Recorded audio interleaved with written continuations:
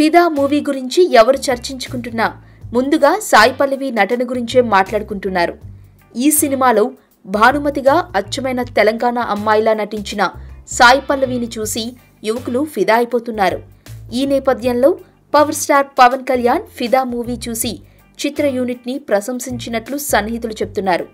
ఫిదా చూసిన పవన్ ముందుగా శేఖర్ కమ్లాని ప్రశంసించినట్లు తెలుస్తోంది. అలాగే వరుణ్ తేజ్ కూడా ఎమోషన్ సీన్స్ లో బాగా చేశాడని పవన్ మెచ్చుకున్నారట. ఇక భానుమతి పాత్ర చేసిన సాయి పల్లవి నటన చూసి ఆమె ఖచ్చితంగా టాలీవుడ్ లో స్టార్ హీరోయిన్ అవుతుందని అన్నట్లు సమాచారం. ఏది ఏమైనా బిజీ షెడ్యూల్లో ఉన్న పవన్ కళ్యాణ్ ఫిదా మూవీ చూసి స్పందించడం నిజంగా విశేషమని చెప్పుకోవాలి.